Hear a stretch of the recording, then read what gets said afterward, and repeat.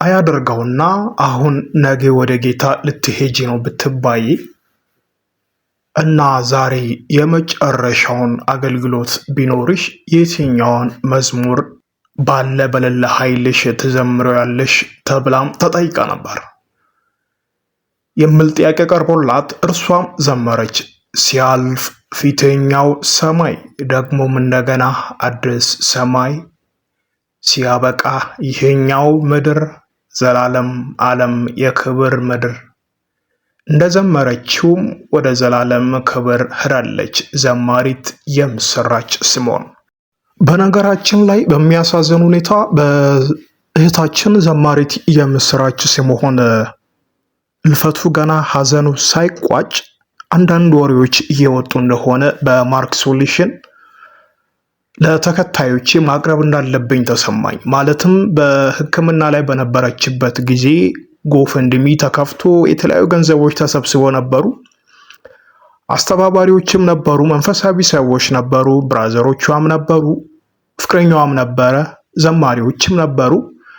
ከዚህ ጋር በተገናኘ አንዳንድ ሰዎች በፔጃቸው ገንዘብ የሆነ የተበላ ገንዘብ እንዳለ፣ አንዳንድ ገንዘቦች ከእቅዳቸው ውጪ ለሆነ ዓላማ እንደዋሉ አድርጎ እያወሩ ነበሩና ከዚህም ጋር የተገናኘ እንደ ማርክ ሶሉሽን ትክክለኛውን መረጃ ለእናንተ ለማድረስ የተለያዩ ሀሳቦችንና መረጃዎችን ለማግኘት ሞክሬያለሁ። ከዚህም ጋር በተገናኘ ወንድማችን ዶክተር አክሊል ተስፋዬ በራሱ ፔጅ ላይ እዛ ውስጥ ተሳታፊም ስለሆነ ያስቀመጠው መረጃ አለ። ትክክለኛም ሆኖ ስለተገኘ ለእናንተ ማድረስ ፈልገናል።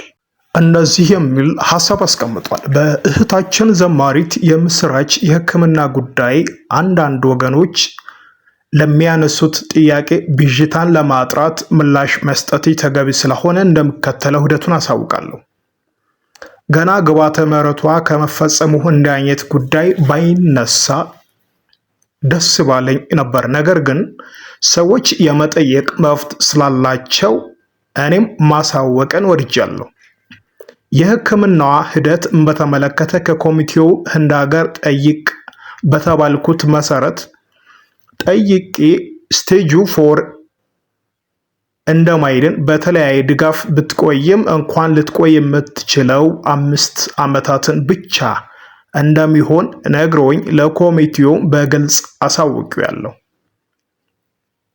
እኔ ብቻ ሳልሆን ሌላም የኮሚቴው አባል በዘርፉ የሚታወቅ ዶክተር አነጋግሮ ያገኘው ምላሽ ይሄ ነበር። በእርግጥ ጸጉሯም እንኳን ሳይረግፍ ካንሰር ጠፋ ሲባል እግዚአብሔር በታምራቱ አሳፈረኝ፣ እህቴም ዳነችልኝ ብዬ ተደንቄ ነበር።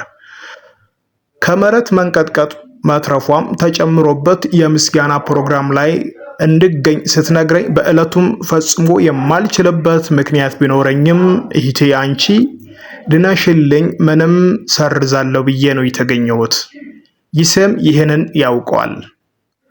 ከዛ ባሻገር የታይላንድ ባንኮክን የሕክምና ሂደቱን ኤጀንት አነጋግሮ ሙሉ ሂደቱን የጨረሰው አብሯትም ታይላንድ ድረስ ሄዶ ብዙ ዋጋ ከፍሎ ያስታመማት ወንድም ዘማሪ ይሴ ነው።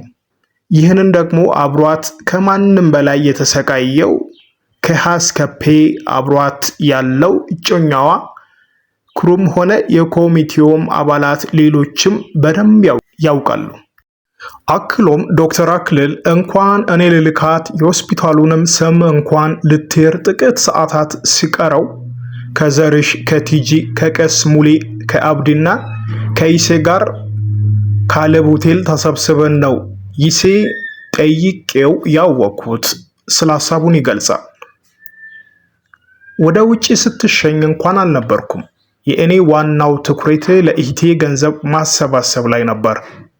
ስለዚህ ደጋጎች ሆይ በነፃ በበጎ ፍቃድ በቅንነት ከፍቅር በቀር አንዳች ዕዳ ሳይኖርብኝ ቀን ከሌሊት ከሌሎች ወንድሞችና እህቶቼ ጋር ከማስተባበር ባሻገር የሕክምና ሂደቷን ጨርሼ እንደላኳት የሚነገረው ከእውነት የራቀ ዜና አይታችሁ ብዥታ እንዳይፈጠርባችሁ በአክብሮት እጠይቃለሁ። እኔ ምንም ተብዬ እህታችን ተርፋ ቢሆን ደስ ባለኝ። አሁንም የሄደችበትን ስለማውቅ ተስፋ እንደሌላቸው ግን ከቶ አላዝንም። በተረፈ ስለምናገራትም ሆነ ስለምናደርጋት ስለ እያንዳንዱ ነገር በጌታ ቀን መልስ እንደምንሰጥ አውቀን የምናረገውን ይሁን የምንጽፈውን በማስተዋል እንድናደርግ እግዚአብሔር ይርዳን።